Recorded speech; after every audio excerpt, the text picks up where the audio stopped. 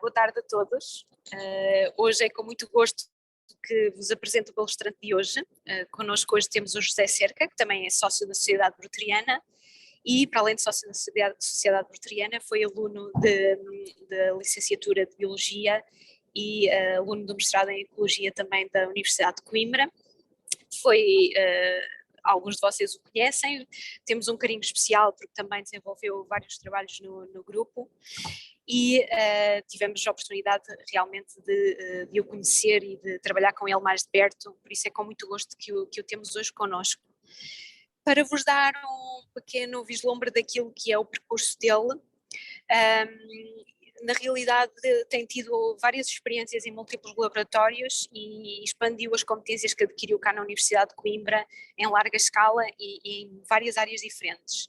Ele começou, depois de sair de Coimbra, começou com um pequeno estágio no ITQB, mas depois migrou e foi para fazer o doutoramento em Oslo, em Genómica Evolutiva de Invertebrados.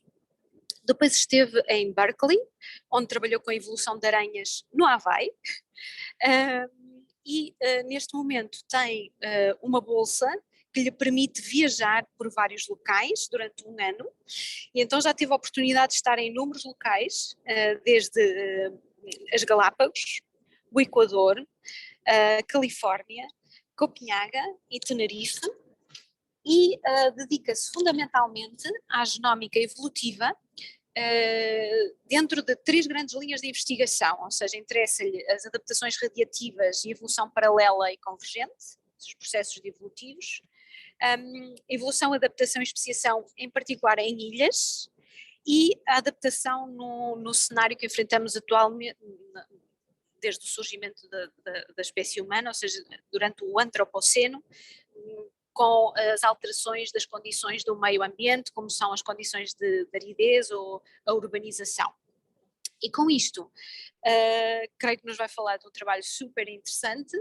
Eu não tenho aqui o título da palestra comigo, mas sei que vai falar sobre as margaridas do Darwin e os seus processos em ilhas. É isso, obrigado, Sílvia. Eu acho que foi a melhor apresentação que alguém fez sobre mim. Tive uma ajuda. Foi spoilers. Não posso partilhar o ecrã. Eu estou aqui num sítio... Não. Talvez o Joaquim possa te dar a permissão. Já deves conseguir.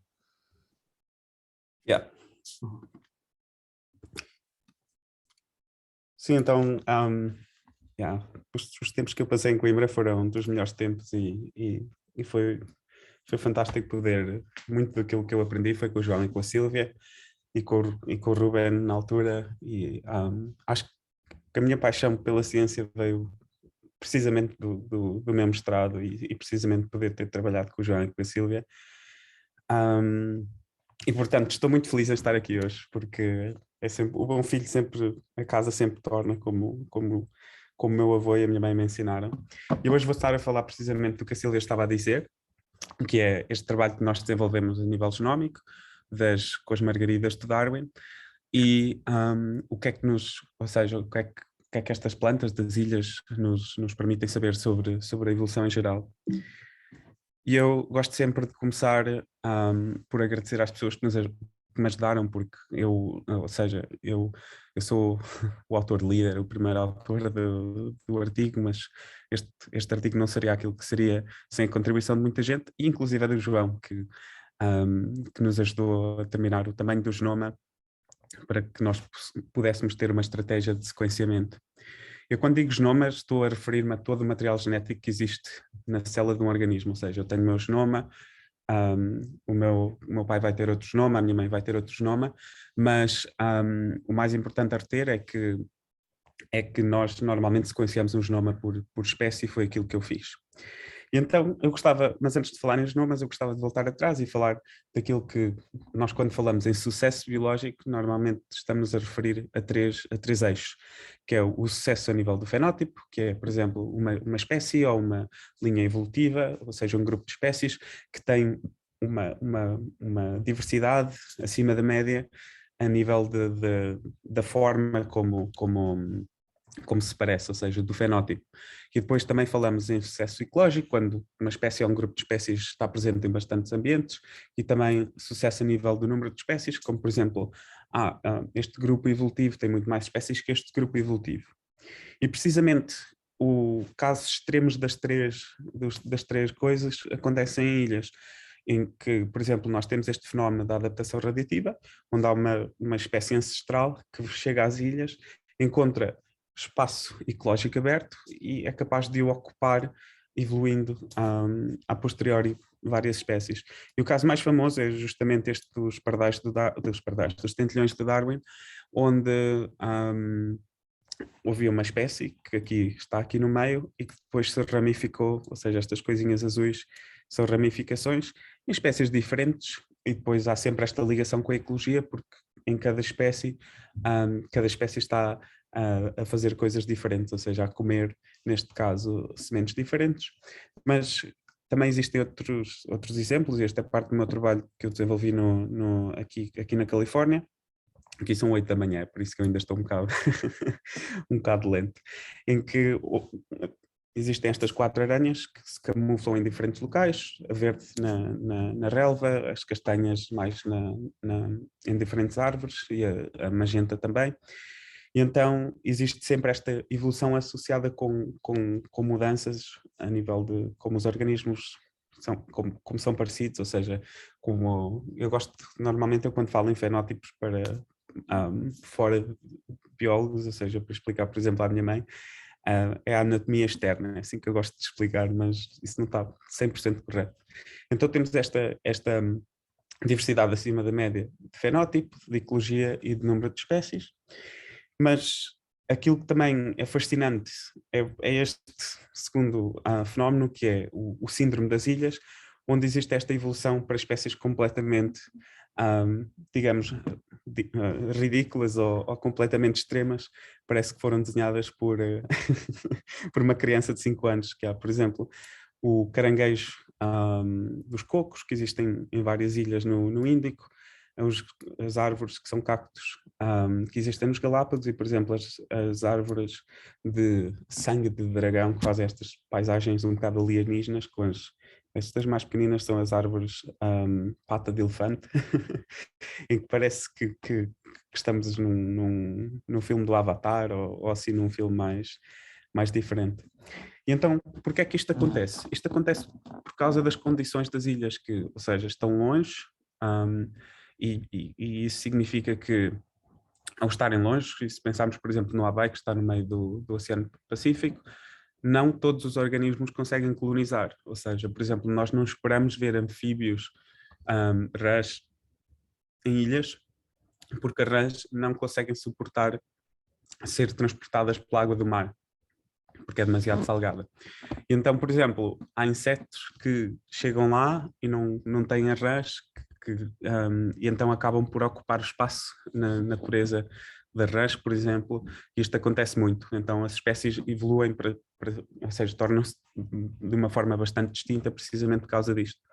Mas eu gosto também de mostrar estas imagens aos meus alunos, em que, por exemplo, esta é a Big Island, a ilha grande do Havaí, porque existe o arquipélago e existe a ilha do Havaí, e na ilha do Havaí o vento vem numa direção e do lado direito, que é o lado da Hilo, existem florestas, e depois do outro lado existem estas áreas desérticas, ou seja, a cadeia montanhosa é a separação disso. E então nós, numa área pequena, não vamos ter certos organismos, vamos ter esta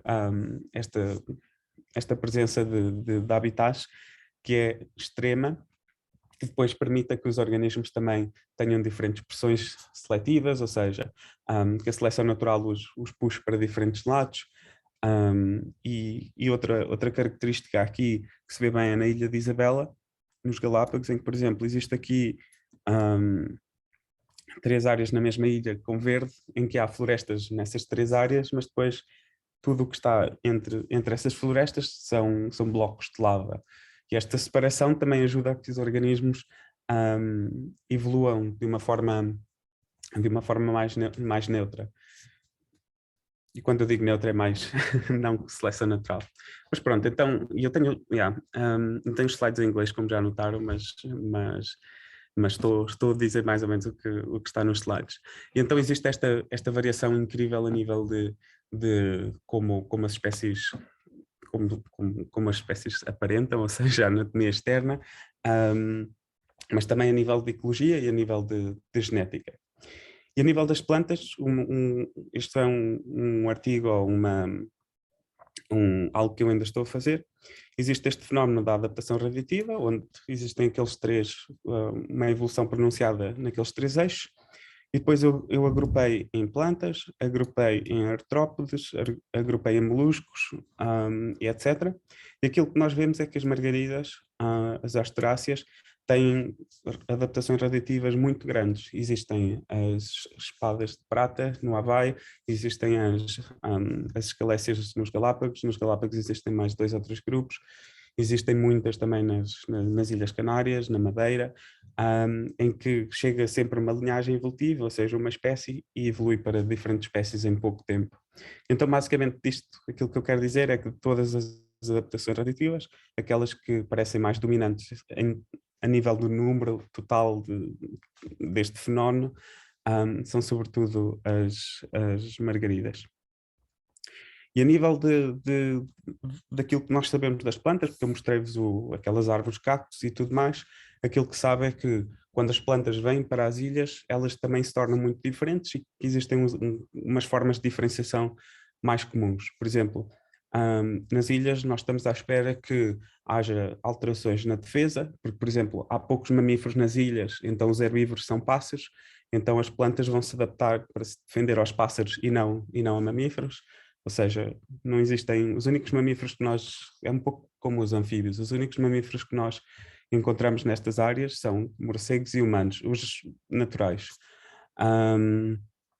E depois também existem diferenças a nível de dispersão, porque, por exemplo, uma planta que seja demasiado boa a dispersar-se nas ilhas, isso não vai ser bom, porque vai acabar por enviar todas as sementes para a água e então vai acabar por desaparecer. Então é melhor, é uma estratégia de ficar ali mais constrangida e, entre outras coisas, como por exemplo uma variação incrível a nível da folha, que eu vou estar a cobrir daqui a bocadinho. Eu trabalho com este grupo, que são as escalécias, que são margaridas de 12 metros de altura, que são muitas giras, e aquilo que nós sabemos do grupo foram dos colaboradores que publicaram agora há 2 anos, e eles descobriram que o grupo chegou aos Galápagos há cerca de 2, 3 milhões de anos.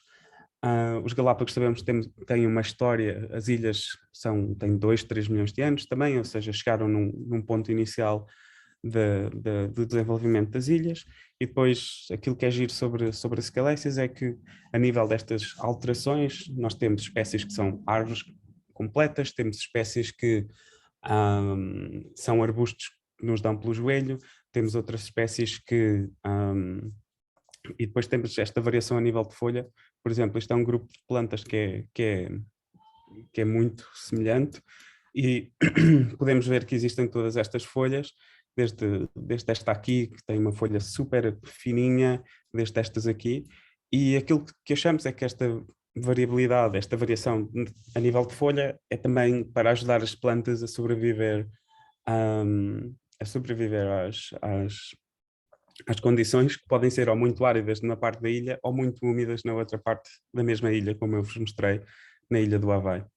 Então, a questão, que é aquilo que eu estou bastante, digamos, interessado, é responder qual é que é a base genética destas alterações, ou seja, temos alterações a nível da folha, temos alterações a nível de uma margarida pequenita ou de um arbustozito se tornar uma árvore e, portanto, como é que isto está codificado a nível do genoma e dos genes? O paper foi aceito ontem, ou seja, vai estar publicado dentro de algumas semanas, acho eu, e aquilo que eu queria começar é, eu não vos vou dar uma seca com as tecnologias, mas nós utilizamos estas tecnologias XPTOs para sequenciar o genoma, mas aquilo que eu gostava de fazer era ainda voltar mais atrás e mostrar-vos aquilo que é, portanto, a sequenciação do genoma e aquilo que nós chamamos uma assembly, que basicamente é montar o genoma, ou seja, Eu vou-vos mostrar umas imagens agora, mas basicamente o genoma é como um puzzle que nós temos que, ao sequenciar, nós partimos-lo em uma imagem que nós cortamos e depois é um puzzle de meter coisas juntas. Então, basicamente, nós quando olhamos para a árvore da vida, temos uma variação incrível a nível do tamanho do genoma, em que, por exemplo, se nós dissermos que 1000 pares de bases, ou seja, 1000 letras no ADN, perdão, 1 milhão de letras no ADN é 1 minuto na vida real. Basicamente, o genoma do corona seria um estalar de dedos, o genoma do nemátodo, que é aquele nemátodo que toda a gente trabalha, o C. elegans, que é utilizado na biomédica e assim, é mais ou menos a duração de um jogo de futebol. E depois o genoma da planta que eu estava a falar seria um voo entre São Francisco e possivelmente Portugal. Não, mais. Isso será o outro genoma, mas mais. Ou seja, seria 2 dias, 50 horas. E então temos esta variação de sequenciar um genoma, estamos ou a estalar um dedo ou a apanhar um voo de 50 horas. E basicamente isto é só uma representação daquilo que é o trabalho, em que nós temos o DNA dentro da célula e depois nós temos que o partir nestes bloquinhos, e partimos simplesmente porque é uma limitação daquilo que nós podemos fazer. Qualquer coisa que se faça no laboratório, depois, digamos, de trazermos a planta ou de trazermos o animal, vai sempre quebrar o DNA, porque depois há sempre um bocado mais de instabilidade. E então, basicamente, nós começamos aqui no tecido que tem o cromossomo inteiro e depois partimos-lo assim, nestas coisinhas mais pequenitas. E depois é simplesmente como montar um puzzle.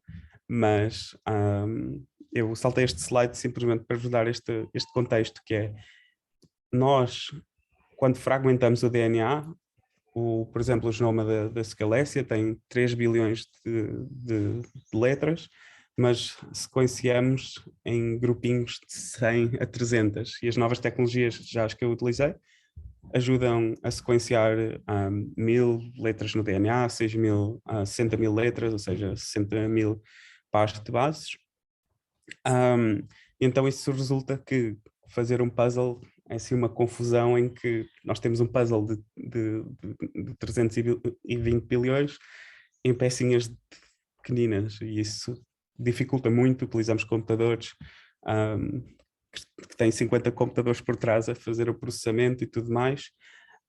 E depois a nível dos genomas, aquilo que sabemos é um bocado como este puzzle que eu tenho aqui do lado esquerdo, com estes pássaros, em que muitas áreas no genoma vão ser assim só blocos de azul, ou seja, é só repetições e repetições. E basicamente foi isso que nós verificámos a nível do genoma das escalécias. Nós utilizámos estes algoritmos bioinformáticos todos e descobrimos que tinha 3 bilhões de pares de bases, 43 mil genes. Normalmente os animais temos 20 a 22 mil genes, mas estas plantas têm 43 mil. E depois descobrimos que 76% do genoma são aquilo que chamamos as partes repetidas, ou seja, eu na escola secundária ainda aprendi que havia genes dentro do genoma e depois havia também DNA de lixo. Então isto qualificar-se-ia para a parte de lixo do DNA, que cada vez mais sabemos que não é lixo. São partes do DNA que fazem outras coisas sem ser codificar proteínas, mas que estão lá a fazer outras coisas. Então basicamente estamos a falar que neste puzzle de 3 bilhões de letras, 80% são só estas áreas azuis, como eu vos estava a mostrar aqui, que depois dificulta tudo para a nível de algoritmos. Quando nós sequenciamos o genoma, nós temos, portanto, algo para olhar e a primeira coisa que nós fazemos é isto chamado de busco. E o busco é simplesmente um grupo de genes conservados que alguém fez, por exemplo, para as plantas. E então eu digo quais destes genes que eu sei que estou à espera que existam nas minhas plantas se encontram no meu genoma.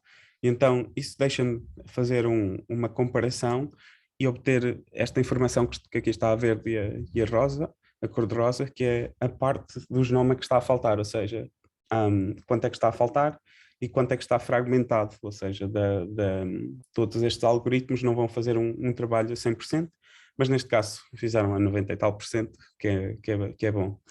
Mas como já notaram aqui, na parte completa temos duas cores, que é a parte azul, que é a parte do genoma que está duplicado, e a parte vermelha, que é a parte que está só numa cópia. E isto porque, normalmente, ou seja, eu diria normalmente nas plantas, mas já sabemos que isto se passou com os animais e com os vertebrados, connosco, passou-se 2 vezes, em que existem, por vezes, estes problemas a copiar o DNA, e o DNA copia-se e não se separa, e então, basicamente, ficamos com 2 cópias do mesmo genoma dentro do mesmo organismo. E basicamente esta barra azul aqui está indicamente a justificar isso, a dizer isso, que grande parte do genoma está duplicado. E então foi aqui que começou, foi aqui que eu envelheci, porque foi uma dor de cabeça tentar separar dentro do genoma os 2 pequenos genomas que lá tinha dentro, que é aquilo que eu vou estar a falar nos próximos minutos. Então, basicamente, nós temos a espécie ancestral A em turquesa, a espécie ancestral B em amarelo, e com a junção dos genomas fica um organismo assim, turquesa-amarelo. Só uma representação daquilo que eu estou a dizer. E nós, se representarmos a história evolutiva dos organismos, seria algo assim, em que nós temos o girassol, que é bastante evolutivamente está bastante perto das galáxias dos Galápagos, e depois temos aqui a separação da linha evolutiva A com a separação da B e depois a junção delas, que seria, por exemplo, a separação antes do turquesa e do amarelo, para dar o turquesa e o amarelo, e depois a junção do turquesa e do amarelo, que é aqui as partes azuis e as partes vermelhas. E outra vez não vos vou dar a seca disto, mas aquilo que depois funcionou bem foi, ok, eu sei que tenho cá 2 cópias do mesmo genoma, certo? Então eu estou à espera que os mesmos genes ocorram na parte A e na parte B, eu simplesmente não sei qual é que é o A e o B. Então basicamente aquilo que eu tive a fazer foi correspondência de gene para gene, e depois tentar ver se algum padrão emergia daí, e foi justamente aquilo que se passou, em que, por exemplo, o cromossoma número 16 e número 1 tinham um monte de genes em comum, o 116 e o 10, e os números são ao calhas, mas o 116 e o 10 tinham imensos em comum, e quando fiz isto pela matriz inteira, conseguimos uns resultados muito agidos. Ou seja, eu agora sei que há um par, ou seja, eu ainda não sei quais são amarelos e quais são turquesas, mas eu agora sei que há pares, e confirmei que existem os 2 genomas dentro do genoma, por assim dizer. E então depois aquilo que nós fizemos foi mais técnicas, em que nós utilizámos uma decomposição da sequência de DNA, por exemplo, em bloquinhos de 3, que é aquilo que nós chamamos um Khmer, e então basicamente nós, os primeiros 3, ou seja, caminhamos um par de base 3, mais um par de base 3, e andamos assim, como aqui seria começar aqui o vermelho, começar o azul e depois começar o verde. E basicamente utilizando isto nós podemos olhar atrás no tempo e tentar perceber aquilo que se está a passar no genoma. Então, só uma representação disto, temos uma espécie ancestral, aqui temos uma barra do tempo que vai desde o passado até ao presente, e o presente seria aqui, onde eu estou a desenhar agora. E então esta espécie ancestral divide-se na espécie turquesa e na espécie amarela, e a espécie turquesa e amarela depois juntam, certo? E então aquele conteúdo que também era o lixo genético, que são as repetições no DNA, eu pensei, no período de separação do amarelo e do verde, do turquesa e do verde, eles tiveram que acumular diferente lixo genético. E foi precisamente isso que se passou. Eu, quando fiz as análises todas, que demoraram só um ano,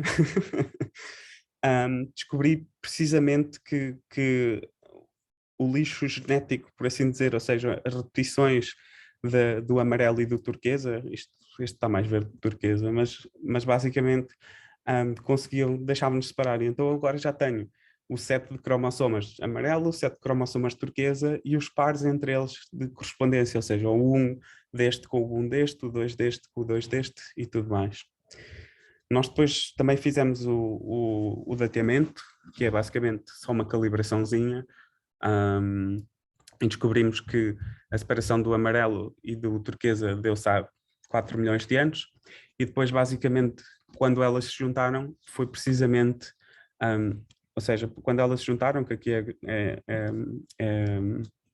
a seta vermelha, basicamente eu para isto depois olhei para o lixo genético que estava em comum entre os pares, entre o amarelo e o turquesa, para poder separar precisamente, para poder ver quando é que se tinham juntado, porque quando estão juntas já estão a acumular, por assim dizer, o mesmo lixo. E basicamente não vos vou dar aqui a enxerga toda de como se fez, mas nós calculamos que portanto, havia uma espécie que originou o turquesa e o amarelo há 4,1 milhões de anos, e depois que elas se juntaram há 3,76 milhões de anos, que é precisamente um pouco antes das datas que nós temos dos Galápagos, e portanto a ideia é que houve esta duplicação do genoma, junção do genoma, e depois isso permite que haja bastante variabilidade genética a ser criada. E então depois nós podemos estudar, por exemplo, onde é que estão os genes, se estão mais na parte A ou mais na parte B.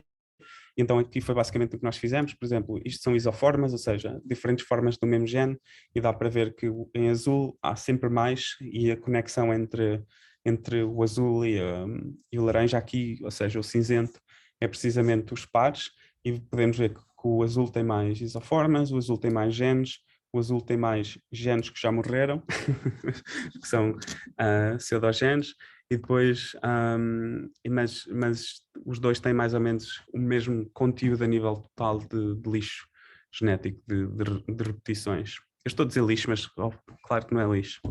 Aquilo que nós também podemos fazer foi mais a nível de comparar, ou seja, nós temos aqui, por exemplo, o verde, e em baixo temos o turquesa, e em baixo temos o amarelo, e então depois temos a correspondência entre pares, onde, por exemplo, dá para ver que aqui este é o número 15, é um par completamente perfeito com o número 13, ou seja, temos assim vários pares por aqui com várias cores que não mudaram geneticamente, mas depois temos outros cromossomas, como por exemplo aqui o 16, que o par seria, acho que o 22 ou o 1, em que se está a partir em diferentes partes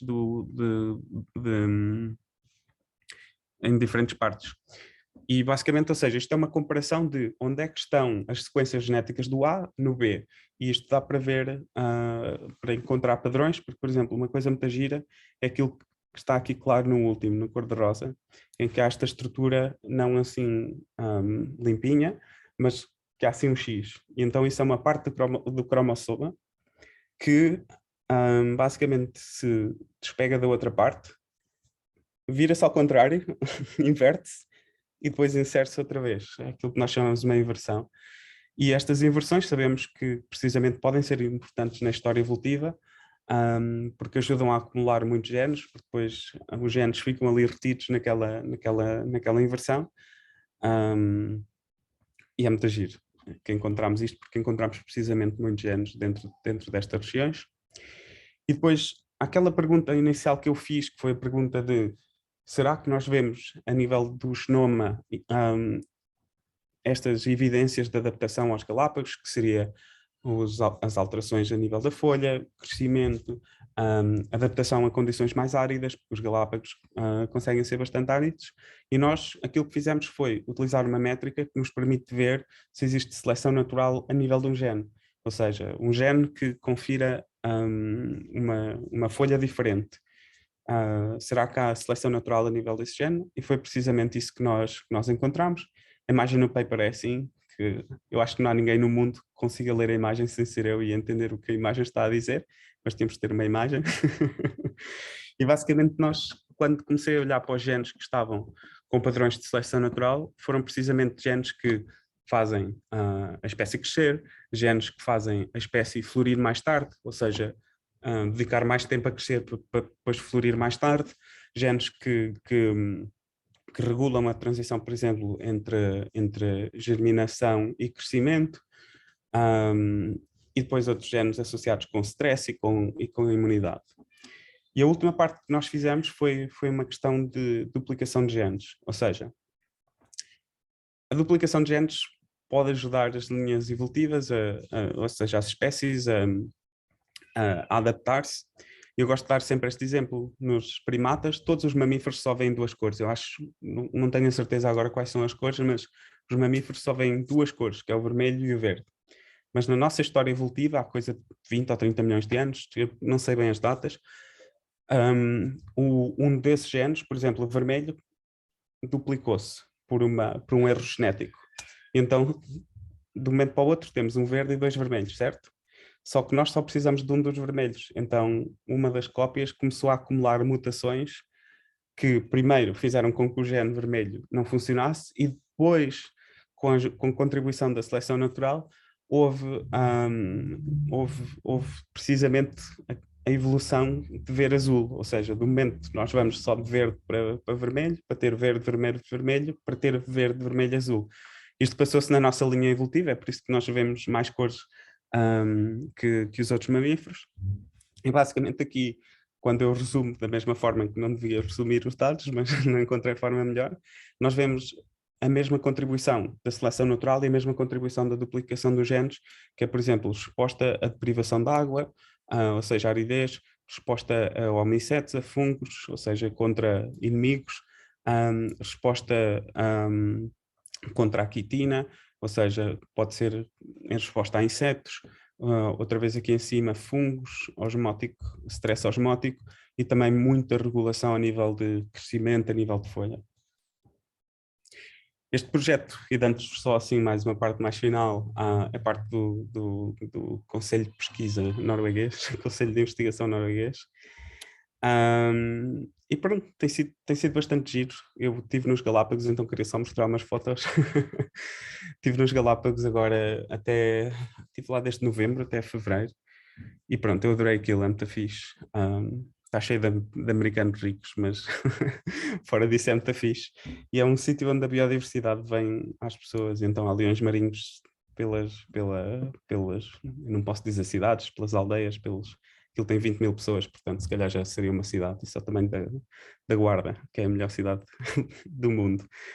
E depois os tentilhões de Darwin também vêm ter connosco. Isto são fotos que eu tirei do telemóvel, em que este está aqui quase está-me a faltar o termo em português, hoovering, ou seja, está ali parado quase, porque vinha a atacar o pão que lhe tínhamos deixado.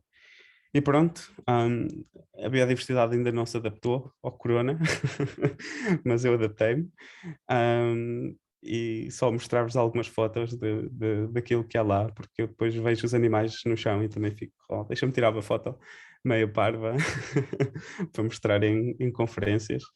E pronto, as iguanas também estão ali no meio da cidade, mas eu acho que o mais fixe do Galápagos é quando sai mesmo da cidade e temos estas florestas que eu tinha-vos mostrado, as árvores de dragão, de sangue de dragão, mas existem estas florestas das opúntias que são famosas precisamente porque dão as sementes, é um dos casos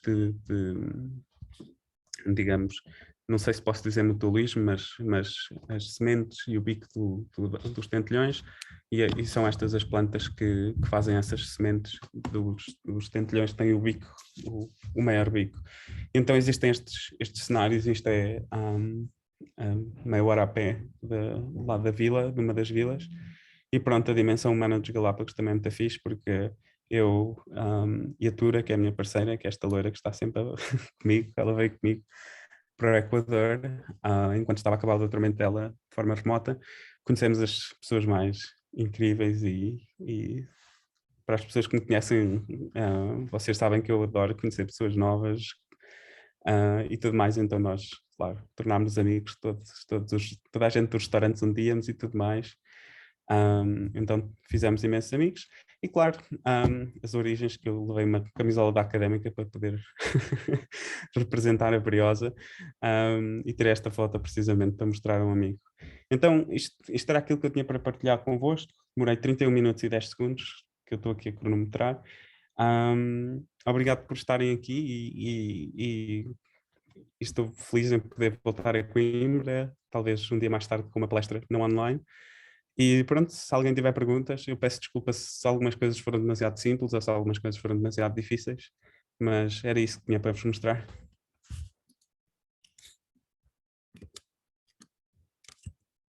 Obrigado, não sei se a Silvia ainda está por aí. Sim.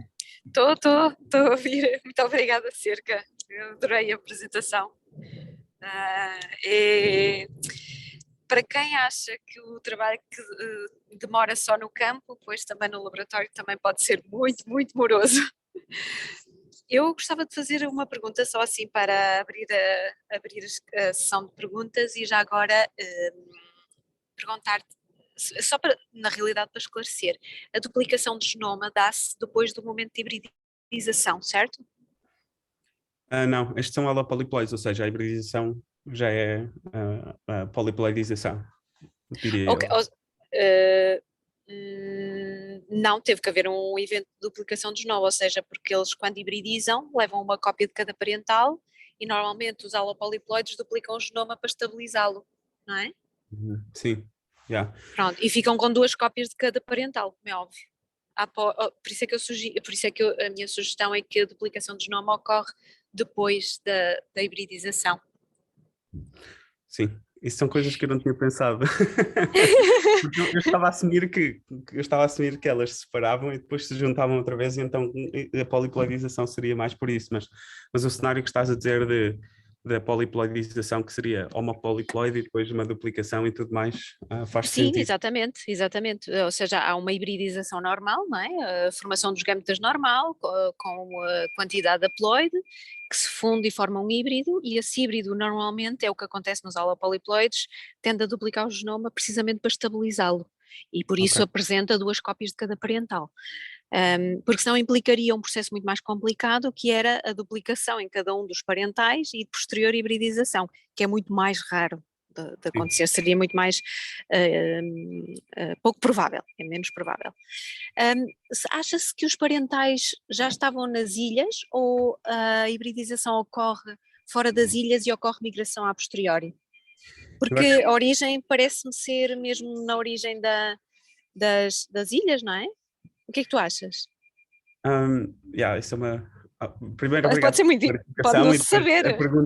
a pergunta é uma excelente pergunta, e isso eu acho que houve uma transformação nos últimos 5 ou nos últimos 10, 5 anos, em que nós olhávamos para a hibridização como uma coisa má, mas a malta da poliploidia Exato, descobre que mais variação pode ajudar mais. é Então, verdade. a hipótese que nós temos é precisamente que as espécies ancestrais estão ali nos Andes, têm este evento de poliploidização, hibridização e tudo mais, e depois são capazes precisamente de colonizar os Galápagos porque têm mais variação genética. Sim, sim, Então sim. é um bocado um modelo de 2 cabeças pensam melhor que uma, então o problema vai ser mais fácil se nós trouxermos 2 cópias do genoma.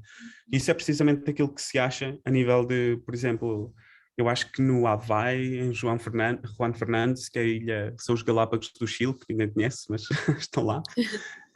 E depois nas Galápagos a maior parte das plantas são precisamente poliploides e a hipótese é precisamente essa, é gerar variação genética e depois trazê-la para as ilhas e depois conseguir adaptar e estas espécies ficam com esta parte da variação genética e estas com estas e depois dividem-se no ambiente, então... Concordo plenamente. É uma boa hipótese de trabalho, sem dúvida. Sim. E não se sabe quem são os parentais, ou seja, os parentais são espécies extintas. São espécies distintas. Ok. Obrigada. Pronto. Obrigado pela Gostei pergunta. muito, mesmo, gostei muito. Fixe. Obrigado. Há mais perguntas? Não sei se algum dos participantes quer intervir fazendo uma pergunta. Eu tinha uma pergunta, mas acabou por ser respondida aqui com a intervenção da Silvia também. E pronto, da minha parte, em nome da Sociedade Veteriana, quero agradecer a participação e esta brilhante exposição. e mostra-nos também que há muito para descobrir ainda sobre o fenómeno da evolução, portanto que não há aqui muito espaço para estudar os mecanismos que levam a esta evolução, e estava-me a recordar de algumas conversas que eu tive com os meus colegas enquanto era estudante sobre a evolução, sobre várias polémicas, e acho que é um tema que ainda tem muito para dar. Não sei se algum dos participantes quer intervir. Está aqui um comentário, não sei se consegues ler, do Duarte.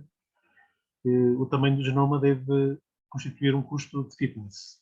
Portanto, o decorrer da evolução das ilhas deveríamos, não sei o que é que ele quer dizer a seguir, mas portanto, achas que há aqui um custo de fitness em função do tamanho do genoma?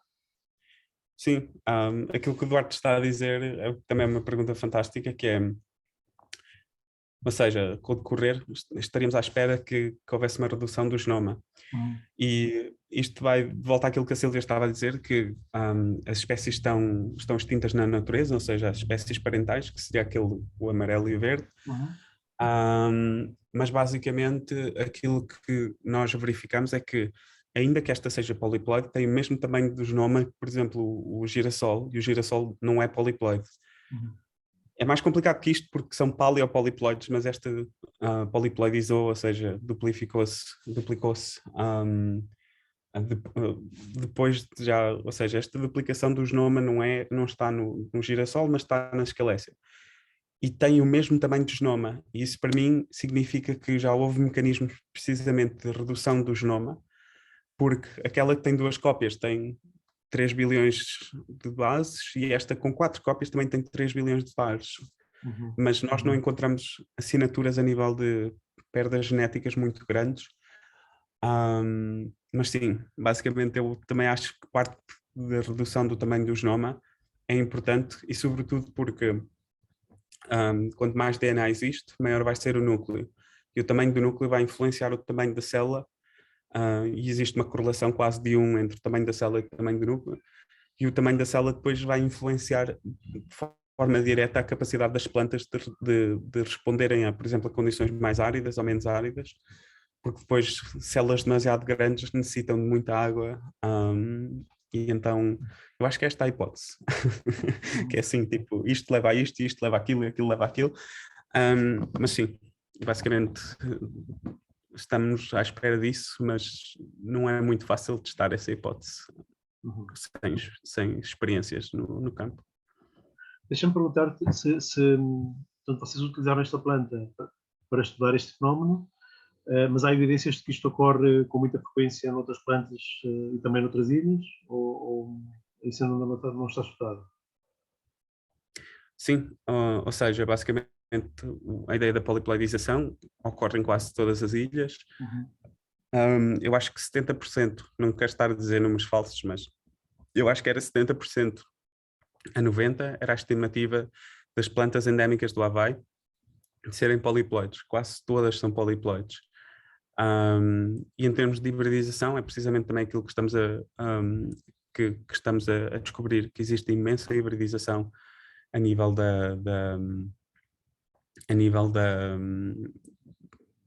radiações das espécies das ilhas, que é precisamente porque aquilo que nós estávamos eu acho que sempre foi um paradigma na biologia que o genoma deveria ser algo estável, e agora nós estamos a ver que precisamente com a hibridização há coisas que estão sempre a ser injetadas, a ser removidas, com poliploidização coisas a ser duplicadas, com as repetições, são os transposões que se transpõem de uma parte do genoma. Eu acho que precisamente está a haver esta mudança de paradigma entre o genoma mais estático para um genoma mais ativo. E nas ilhas verificamos isso. E a malta tem falado disto já há 50 anos, portanto somos uns visionários. Eu não, porque não trabalho há 50 anos. Mas... Olha, e já agora, como é que isto também existe nos continentes? Há algum paralelo disto e com a evolução que acontece nos continentes? Ou se não há, porquê? Normalmente isto existe nos continentes, mas existem noutros sistemas que nós chamamos as ilhas, que não são as verdadeiras ilhas, que é os cumes das montanhas. Em África, na América, na Europa não temos tanto, mas, por exemplo, em África existem estas montanhas distribuídas por África, que acabam por funcionar como ilhas ilhas de elevação, onde existe aquele habitat, existe só ali, então depois há conectividade entre os topos das montanhas. E depois a nível de lagos, em que os lagos também são ilhas invertidas, ou seja, são partes de água no continente, enquanto que as ilhas é terra no mar. Então, e verifica-se, e então a pergunta seria não, então a explicação seria, como existem estes sistemas que são as ilhas verdadeiras e as ilhas não verdadeiras, eu acho que o que é mais interessante nisto é precisamente esta partição dos habitats, ou seja, aquela imagem de Isabela onde eu mostrei as 3 partes verdes, uma espécie que colonize e que depois se divida nesses 3 habitats, vai estar separada. E depois eu gosto de contar isto desta perspectiva, ou seja, se houver separação, existe a acumulação de diversidade genética. Eu gosto de pensar nisto, por exemplo, o sotaque dos açorianos e dos madeirenses é completamente diferente do continental, ouve-se mais. E é precisamente também por causa da acumulação de diferenças que as pessoas começam a falar todas de uma forma, as pessoas no outro local começam todas a falar de uma forma e é assim que nascem os sotaques. Mas como é óbvio, também há sotaque no Porto, também há sotaque em Lisboa, e então é mais complicado que isso. Mas eu acho que estas dinâmicas das coisas estarem partidas em diferentes sítios promove precisamente a evolução da diversidade genética. Se me permitem adicionar também alguma correlação também com a latitude, ou seja, latitudes mais altas associa-se a incrementos na frequência da poliploidização, por exemplo, e com altitude, como o Cerca estava a dizer e muito bem, não é? Com as montanhas, com as ilhas no topo das montanhas, o incremento de altitude está relacionado também com incrementos de poliploidia, que pode ir levar àquilo que estavas a falar, cerca também de condições mais difíceis de vida, não é? Latitudes mais altas e altitudes mais altas, estamos a falar de condições de vida muito mais difíceis, cuja poliploidia pode representar uma inovação e uma capacidade adaptativa superior comparativamente aos diploides progenitores, não é? Sim, sem tirar nem pôr. Eu lembro-me que eu queria fazer o mestrado nisso, no Ártico, eu queria fazer um mestrado na... Lembro-me de enviar um e-mail à Silvia e ao João a dizer quero fazer poliploidização no Ártico para testar estas hipóteses doidas do tamanho. E agora já conheci uma pessoa que trabalha nisso, que é o Christian. Mas sim, basicamente ambientes extremos, mais variação, melhor. Sim, exatamente. Mas isto também portanto, além do fenómeno do isolamento, existe aqui um fenómeno de nicho, de competição, portanto, a existência de outras espécies no mesmo nicho? Sim, isso é precisamente a proposta de investigação que eu estou a escrever e que vou submeter este ano ao European Research Council, que é, existe esta partição, por exemplo, temos estes 3 locais em Isabela, onde existem as 3 florestas, e existem condições ambientais semelhantes nos 3 locais, mas depois vai haver sempre competição de nichos e espécies que vão estar num não vão estar noutra, espécies que estão a fazer uma coisa num fazem uma coisa noutra, então acaba por, mesmo que seja o mesmo ambiente, depois acaba por haver lá diferenças a nível de ecologia e a nível da composição da comunidade ecológica que vão precisamente catalisar a seleção natural também para que ocorra. E depois é a magia disto, porque são ambientes muito semelhantes, mas ao mesmo tempo depois estas nuances no ambiente é precisamente aquilo que leva a seleção natural a atuar, e depois já não temos a mesma espécie nos 3, já temos uma espécie em 2 e outra espécie no 3º local. E depois, eventualmente com o tempo, esta espécie já é diferente desta, então volta a saltar para as outras habitats e depois já não competem. Mas então aí já temos 2 espécies, e depois mais especiação já teremos 3 e depois já deixam de competir. Então, sim, é precisamente o princípio de competição ecológica que permite também que as espécies compitam e se ponham em diferentes nichos. Isto foi aquilo que eu aprendi da Sílvia, do João e do Ruben, que eles sempre me deram um background ecológico importante, e essa é precisamente a direção que eu agora quero estar a levar, porque eu trabalho muito na genómica evolutiva, mas quero cada vez mais incluir a parte de ecologia e a parte de, sim, aqui é o mesmo ambiente, mas existem nichos diferentes ou não. E hoje em dia, com as ferramentas que nós temos, já dá precisamente para estimar nichos.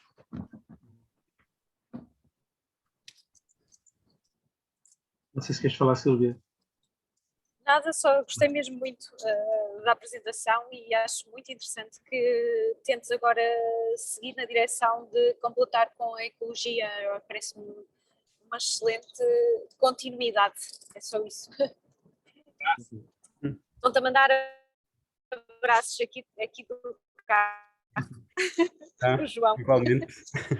E disse ao João parabéns pelo paper aceito. Digo, Também está lá.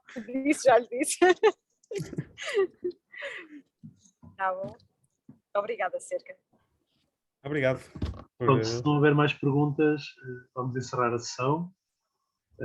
Mais uma vez, muito obrigado.